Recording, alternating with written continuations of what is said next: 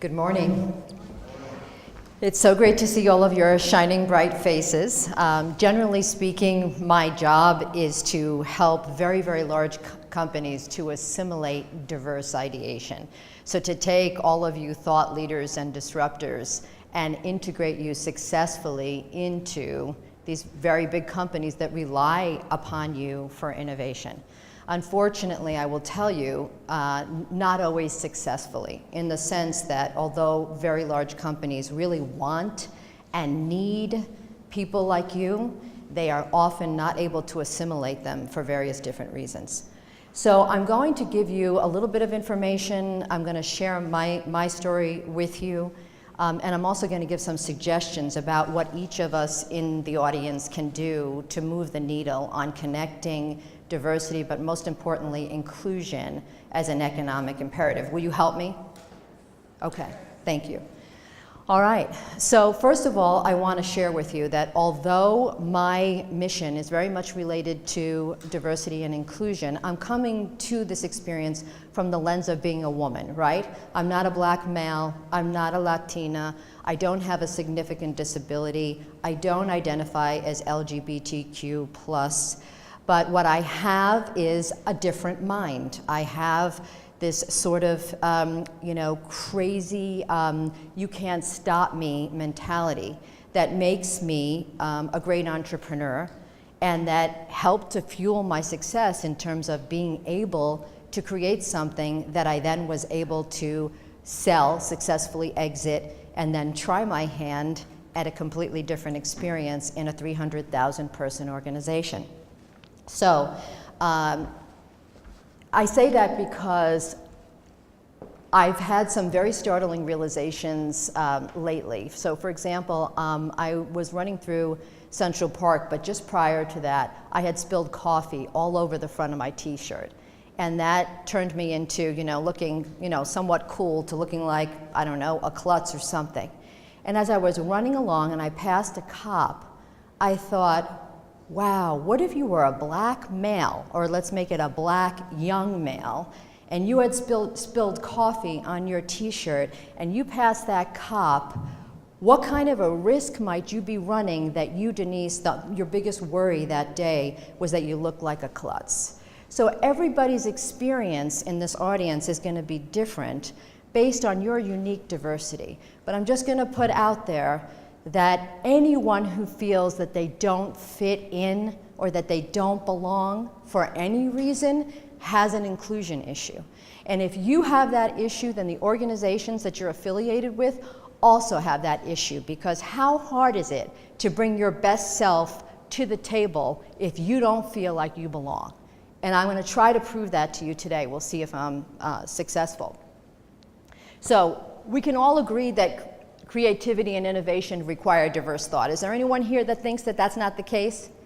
Is there anyone here who thinks that we should all think the same because that's going to propel the world forward? Raise your hand, please. Okay, I agree with you completely and entirely. But what I will say is that diversity is not enough. In fact, the statistics demonstrate that for diverse teams, for example, that it can actually be a problem, not a benefit, if leaders of those teams do not know how to create an environment of inclusion. Why is that? Because if you have a whole bunch of people thinking different ways, and that leader is unable to empower that diverse ideation, it dies, okay? So I would argue, do we want a diverse slate, for example, for high-level positions? You better believe it. But when those diverse people get there, you better be prepared to provide them with inclusive leadership behaviors so that these people can thrive. That includes me and probably everyone in this audience. So, in my introduction, they were nice enough to mention that I had this achievement in terms of building a practice. I'll tell you a little bit more about that now, as well as in my breakout when I do growth and exit strategy. But when I left Ernst & Young, I left because I decided, building a cross-cultural firm was great. I got to travel all over the world. I got to make life better for a lot of people and a lot of companies across culture, but I'm ready to take on the entire diversity agenda. However, I'm not interested in speaking about diversity as a nice to have. What I am interested in is the connection between inclusion and business performance. What I am interested in is demonstrating that diversity and inclusion is an economic imperative, so that no matter what administration we have in office, no matter what our senior leaders may think, they will stand up and take notice, because if they don't, the bottom line is going to suffer. That's my hypothesis, and I built an entire business based on that alone. So I'm normally in a room filled with hundreds of people talking to senior leaders of major organizations to explain to them, innovate or die, inclusion or no diverse ideation. Now, what are we hearing in tech in particular that would lead me to believe that this is an important issue? We are hearing things like, oh, we want to have a diverse slate of candidates. We are hearing things like, we want fresh new ideas, and diversity is our top priority. We're hearing things like, oh, well, you know, obviously we value all perspectives. But what is actually happening? What is actually happening is that the focus on diversity is relatively lip service, in the sense that there's a regulatory approach, there's liability avoidance. You know, we got to worry about the EEOC. You know, yes, we want ideas, but you know, if they come from the top, then those people get a seat at the table and they get listened to, right? And if not at the top, then in an inner circle of people that are connected, not from the manufacturing floor and not from people who don't look, act like they do. And what we're also finding is that diverse teams have leaders who basically don't have the kind of inclusive leadership behaviors that propel innovation. I see an opportunity there, and I'll bet you that you do too. We're going to do a little exercise now, if you don't mind, and bear with me. Although you were told to silence your cell phones, and absolutely please do, but if you wouldn't mind taking out your cell phones, those of you who have them, and I want you to Google Roman numeral watch. And what I'm looking for is images. So whatever the most practical way is for you to Google the images of a Roman numeral watch. And if you could just look up at me once you have, you know, one or a few of them in front of you, so that I know that you found it. Okay, about half of you. The rest of you have slow fingers like me. Okay, I want you to stare at it, just for a few seconds. Stare at the image, please. Okay, now would you turn your phone over and not look at it? Turn your phone over on the table or anywhere else you want to. Okay. Tell me, please, if you don't mind, how many people observed that the number 10 is an X? Raise your hand. Okay. How many people observed that the number 5 is depicted by a V? Raise your hand. Did the rest of you not observe that? Did you not see that the Roman numeral? Interesting. Okay. How many of you saw that the number 4 is represented by IV? Raise your hand. Okay, so it's like an I with a V for number 4. Okay. Now, would you please turn over and look again at your phone? What does the number 4 look like? Four eyes, right? Now, why did I have you diverge from the normal course of action when you're in this kind of a presentation to do that? The answer is because we see what we expect to see, right?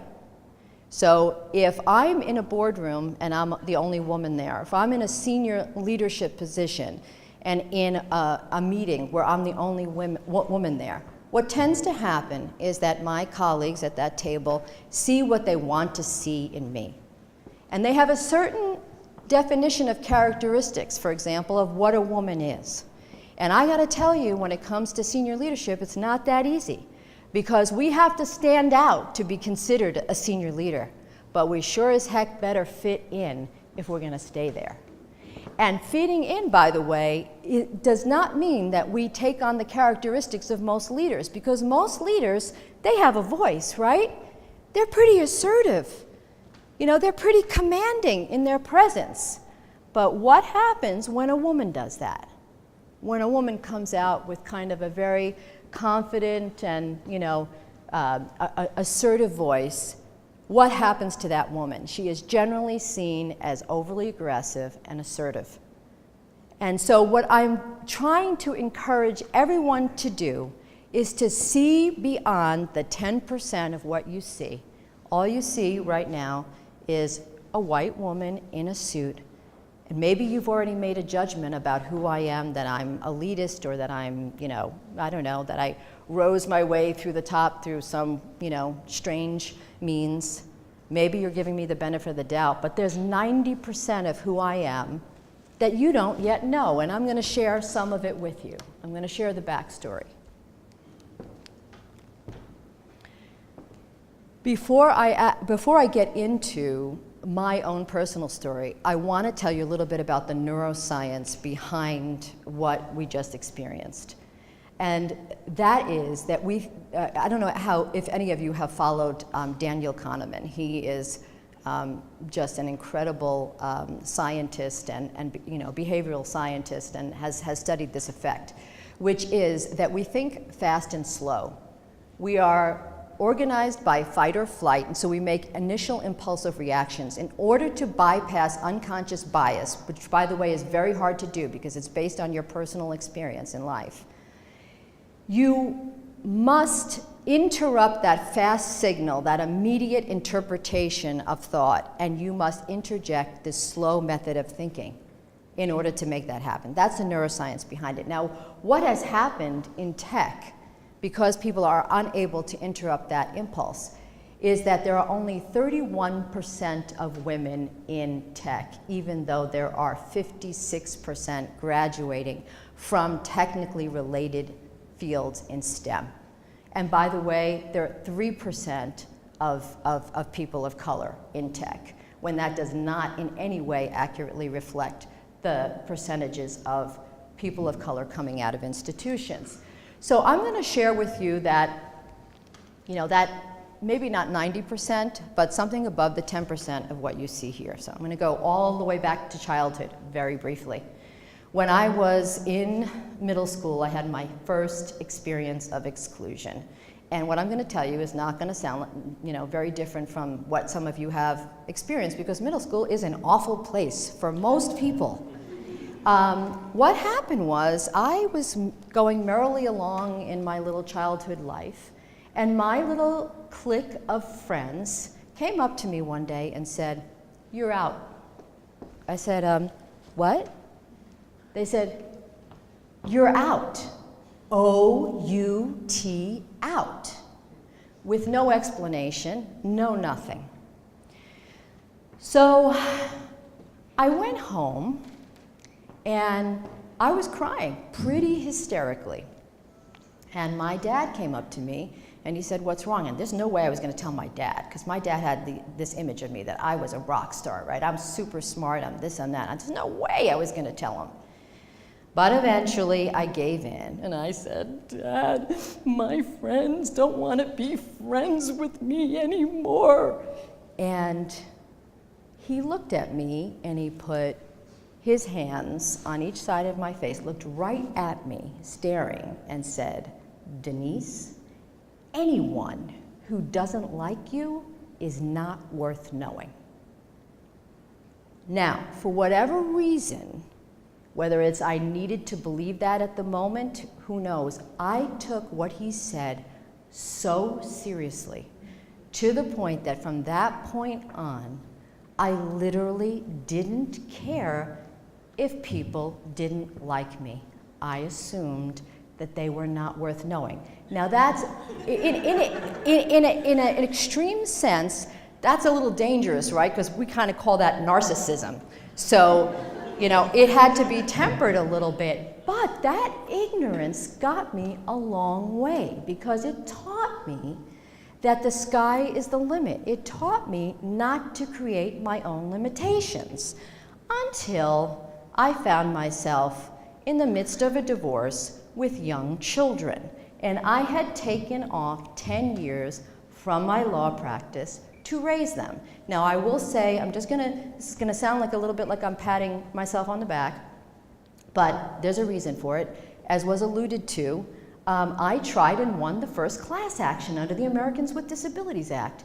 And I, at the age of 29, was named one of the top 20 attorneys in the United States, right? So when my husband made the argument to the court that I was going to have to go back to work, and I was explaining to the judge that I'm not admitted to practice law in the state of California, my husband, now ex-husband, said, get a job as a legal secretary. Get a job at Target. You're an able-bodied woman, you need to get a job. And I thought, maybe instead I'll build a business. I had a cross-cultural model that I thought was going to be a book someday in retirement, and instead it became the basis for this business that I started. Great story, right? Except that what I found was that I was not invited to the included table for the Best Mom Award, right? Because I was missing a soccer game here and there, because I had to travel, because I was late for my children's play from time to time. So I was clearly not the quintessential mom. And I was also not really the quintessential thought leader or executive either. Why? For the same reason. Sometimes I had to pass on things because my kids were sick. And eventually I realized, you know what, Denise, this is self-imposed exclusion, because you can listen to these narratives or you can move on. And I did. I moved on, and I worked 24/7, and I built that business, and I sold it to Ernst & Young, a 300,000 person global organization. Now, it would be great if the story stopped there, because then here's the headline. Single mom builds business, sells it to one of the largest companies in the world, becomes a senior partner in that firm. Wow! No applause? Nothing? All right, but what happened when I got there? Now, when I accepted the position, by the way, this is not a criticism of Ernst & Young. Ernst & Young is a phenomenal institution that does miraculous and wonderful things for their client, okay? But it is a great metaphor for what happens in enterprise. Because the reason why I accepted this particular acquisition, and there was a bidding war, was because I asked on the last interview, I said, why do you want me? And they said, because you're a thought leader and a disruptor. And I lit up. I was like, they know me, and I'm gonna thrive here. But when I got there, what I was really fascinated by was not what was happening, but what was not happening. So what was not happening is I wasn't being invited to critical meetings. I wasn't being introduced to critical clients. I wasn't being invited to important conference calls or meetings. The silence was actually quite deafening. And this time, the consequences were a lot higher to both the company and to me than it was in middle school. Because this was the opportunity of a lifetime for me. I got to go to Kerala, India, to an innovation center and lead a team of 40 PhDs who were extracting the methodology from my brain as if there was a USB that was inserted in my ear. It was like being on the moon.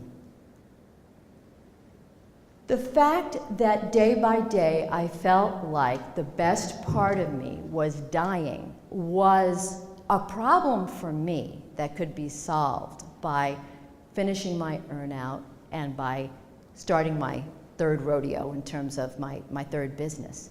But it's not a problem that could be solved by Ernst & Young, because you know what? There was a tremendous economic investment there, right?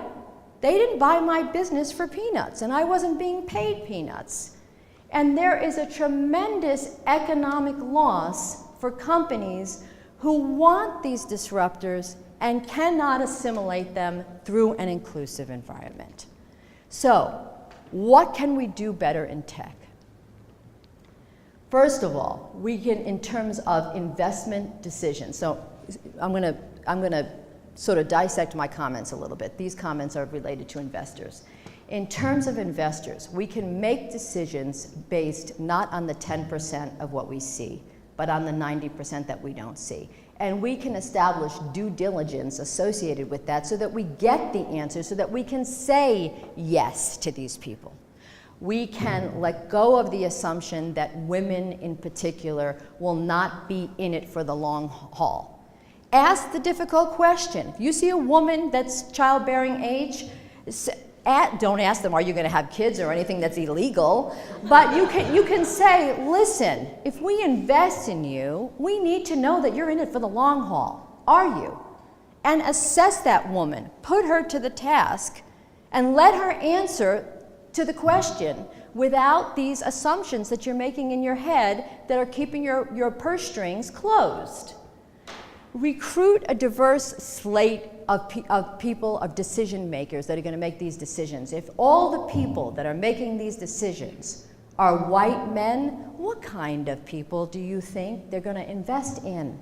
We all surround ourselves with people who look like us and act like us. It's human nature. You can bypass that by creating a diverse slate of decision makers.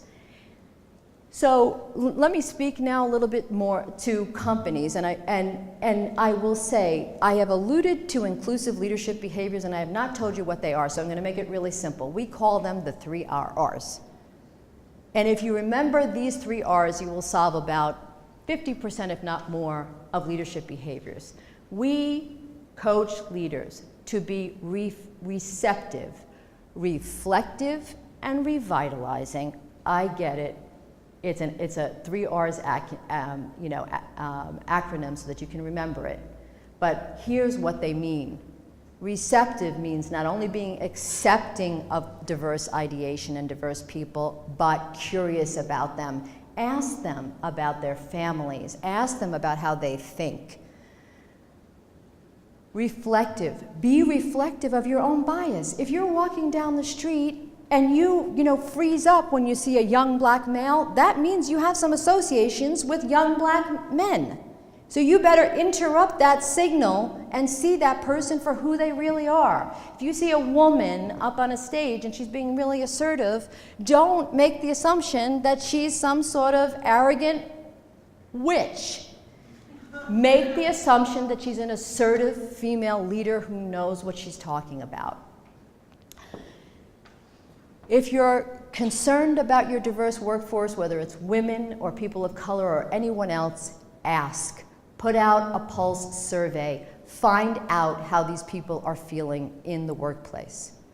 If you're really concerned about doing the right thing, end mandatory arbitration and mandatory confidentiality agreements that force people to make decisions like settling without having a voice when there is sexual harassment or real insidious discrimination that is blocking an individual's ability to be successful. Institute useful training, not this liability prevention stuff that might maybe help a leader not to make a really silly mistake, but that will never turn he or she into an inclusive leader. And enforce a zero tolerance mentality towards sexual harassment and any kind of discrimination in the workplace. What women can do better. Now this is tough, okay, because if I was, some senior leader in Apple, there'd be like some, and I'll definitely get to you in a second. There would be some, reporter here that would go and say to me, Denise, spoke about women and she's making it the woman's problem and she's, victimizing the victim. That is not what I'm saying. I am saying that if you are a woman in the audience, and I think that this applies nicely also to anyone who feels that they're different, Don't put off to tomorrow what you can do today. If you actually feel like you have thought leadership, raise your hand and get it done. Don't marginalize your time off. If you're going to take time off with your kids, own it. Keep in touch with the workforce, speak or publish or do something to keep your credentials alive. And if what you're doing, for example, I ran into the other day a woman who took time off from her investment banking position to raise her kids and was running her husband's entire medical practice. And she introduces herself as I said, "Oh, do I know you?" She said, "Oh, well, I'm Dr. So-and-so's wife." I said, "Oh, okay." I said, "So what are you doing now?" "Oh, I'm not doing anything. I'm not working right now. I'm home with the kids." I'm like, "Oh, really? Are you home with them, full time?" "Well, no, I'm running my husband's office. I do all the invoicing. I do any patient complaints. I do all the marketing and all the PR." I said, "Oh, really? Why are you introducing yourself as Dr. So-and-so's wife? And why are you marginalizing the fact that you're able to do not one job, but two jobs? Why do we do this to ourselves?" I don't know, I'm sorry guys, but the last time I looked into it, we are the only ones who can biologically reproduce. And so there are these things called children and families and generations, and we're responsible for that. We can't delegate that to someone else. And what we're doing, if we're doing it right, takes an incredible amount of energy and skill that we are not trained for. And if we are also doing something else, anything else, that's a big deal. You had a question. Oh my goodness, did I leave that out? Yes, I did. Okay, the third one, revitalizing, thank you for keeping me honest, has to do with some of the typical characteristics that you associate with a leader. If any of you in the audience like Gandhi or Martin Luther King or John F. Kennedy, you like them for a lot of reasons. But you also like them because they're charismatic, because they empower other people, because they give us strength. So if I have people on my team that are diverse and they come to me with an idea and they say, "I'm thinking that maybe we could change the entire operations here by doing this and that, we'll report this to this and then we can put this operation in place." And I say, "I'm not sure what the business case is for that." Or I say, "Oh, that's a good idea, but," and then I add something else. Or I do anything other than say, "I am so glad that you came to me with that. It's wonderful that you have this on your mind and that you're constantly looking for optimization. What can I do to support that kind of experimentation?" And then when he or she experiments and fails, if that happens, patting that person on the back and said, "Good for you that you took that idea through to execution. What did we learn from this? And what do you need from me in the future to be even more successful than you were this time?" That's revitalizing. Thank you. So, what can men do better? Now, did you think you were going to get off the hook? Okay. So, with regard to women, and by the way, the reason why I have that up there is I'm doing a little crowdsourcing. So what we learned, for example, we were going to call this book Teach Me to Golf as a metaphor for what women need to ask for and men need to do to help. And we learned that champions for change, making them both champions makes a lot more sense. Now, the second thing that we've learned is why do you have the woman up front and the guys in the background? It should be two people on the same plane, playing golf together. So if there are any more learning lessons before this goes to print, please tell me. I would really appreciate it. You probably saved me a lot of aggravation. But the basic gist is this. We, as women, need male champions. And by the way, if you don't stand up for your female client, I hate to say it, and I don't mean to make you feel uncomfortable, but you're part of the problem, because silence hurts. If there's some sort of insidious female joke and you don't say something, it could be minor, it could be like, "Come on guys, that's not cool." Or, I don't know, maybe you roll your eyes and walk away. It doesn't have to be anything major. But stand up. If you see a woman getting interrupted at a meeting, and I will tell you statistically, and I'll bet most of you don't know this, women get interrupted 8 to 10 times more than men. So if all you do when a woman gets interrupted at a meeting is say, excuse me, Joe, just one second, I just want to hear what Denise has to say. Can you finish your thought, Denise? You're already a male champion. If you get called to do a speaking engagement, ask about the gender parity on that panel. Ask about the racial diversity. Tell them that you're committed to diversity. And if the answer is no, they're all white males, let's just say, then say, you know what, I'm going to pass for now, but however, I have a great colleague that I'm going to refer to you, because I think your audience is really going to appreciate having people from diverse perspectives. And by the way, there's an entire movement in Australia called, I think it's called Male Champions or something to that effect, where these men from significant institutions are taking a pledge that they will do just what I described to you. If you're a leader, demand a diverse slate. This whole concept of referrals, of, oh, we have a position open, I know so-and-so that I play golf with. Boy, he's just incredible. He's gotten such good metrics, such good numbers. That's the kind of thing that perpetuates a non-diverse senior leadership role. So I'm going to do one last exercise to close, if you don't mind, okay? I'd like you to all stand up. You're not going to like this, but could you stand up anyway? You're going to be part of a grand experiment. I am going to ask you, please, to laugh as loud and joyously and happy as you possibly can. It's only going to be for a few seconds, and then I'm going to say, cut. You ready?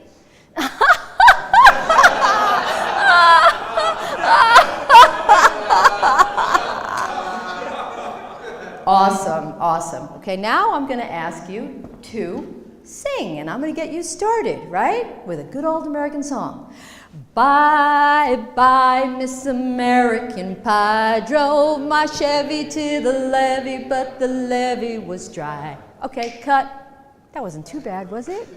All right, now I'm going to ask you to dance. We're going to do that same song, but you're going to dance at the same time. You ready? All right. Bye, bye, Miss American Pie. Drove my Chevy to the levee, but the levee was dry. Okay, all right. Now, I'm going to ask you to strike a pose that says, I know what I'm doing, guys. Don't mess with me.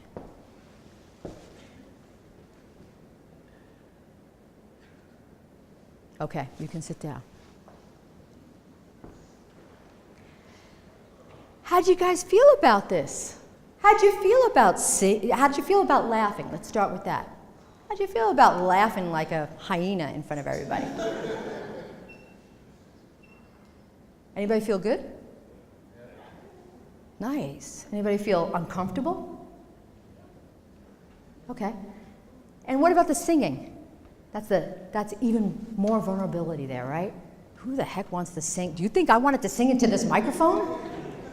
Okay, I'm not Madonna. How many of you like doing that? Okay, a few. And how many felt like a complete idiot? All right, and what about the dancing? Now we're going to add in even further, vulnerability. Anybody have a good time doing that? You look like you were having a good time doing that. Anybody else? A couple of people.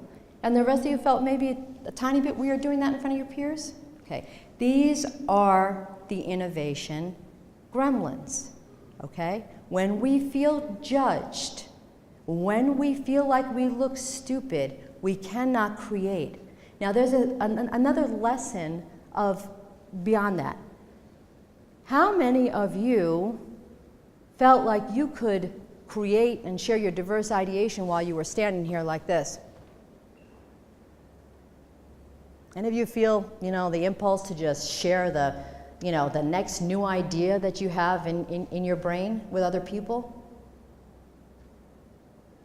We are all responsible for not allowing ourselves to indulge in feeling judged or stupid. And we are all responsible as institutions for not judging or belittling others for their ideas. So I'm going to open the mic up for any questions or comments, and I thank you for having me today. I really enjoyed it.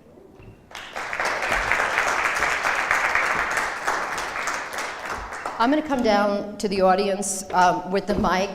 We probably only have a few minutes, but is there anyone that would like to share what it's like to be a diverse person when it comes to being an inventor, a student, someone in the workplace? Yes. I have a question. Is that sure. Okay? Yeah, use this. So my question is, I really liked your tips for what women can do better. I wonder if you have any suggestions for when you come up against someone kind of one-on-one who isn't supportive of inclusion, be that men or other women. Yep. So that's the best question ever, because here's what happens. You have certain legal protections. So for example, in California, guess what? You can't ask anyone, let alone a woman, what you got paid in your last job.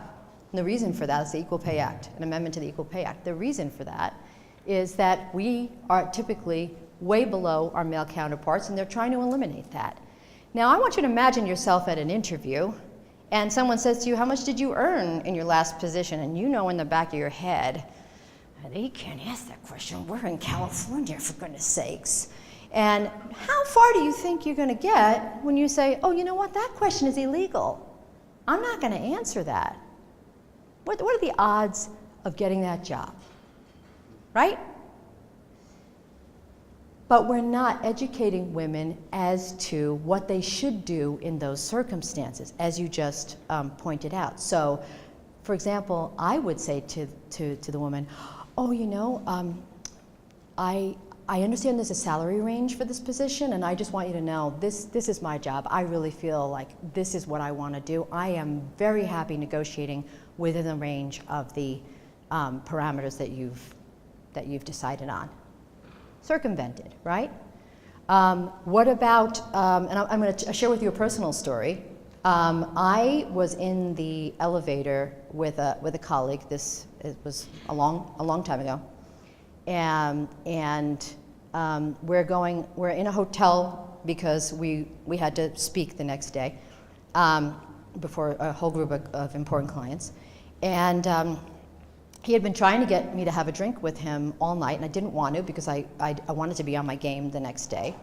And we're going up in the elevator, and he's talking about how dynamic he is, and then he goes, and you should see how dynamic I am in bed.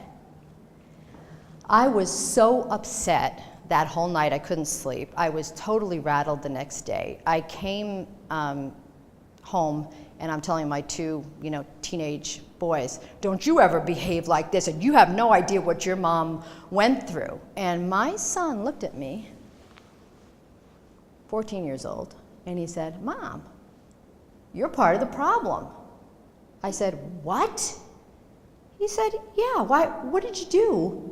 When he said that, I said, I just kind of went, and got out of the elevator. He goes, well, what kind of message do you think he sent?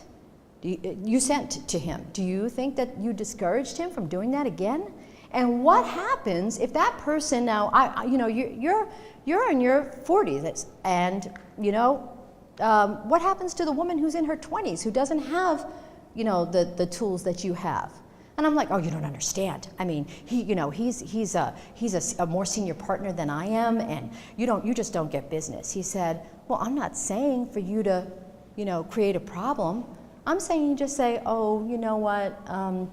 I know you probably meant that in the best possible way, but it kind of makes me feel a little uncomfortable. So maybe, let's stick to business. Okay? Nothing major. You're not trying to set up barriers and rifts. You're just trying to let people know that it's not okay. And then the third thing that I'll say is, there is no reason short of having a health issue with your child, postpartum depression, or other things that you're dealing with. But in the perfect case scenario, let's just say, there's no reason to ever have a gap in your resume. I took 10 years off. You will not see in my resume 1 year off, because I made myself Denise L. Hummel and Associates. I continued to publish during that time when the kids were asleep, you know, short articles, no big deal. I spoke from time to time because it's called a babysitter, okay? If you are a professional woman, you don't need to have gaps on your resume and trail behind men when you get back. Any other questions? I think we probably should take one more, because I'm guessing that timing-wise we only have time for one more question or statement. Anybody? Yes, sir.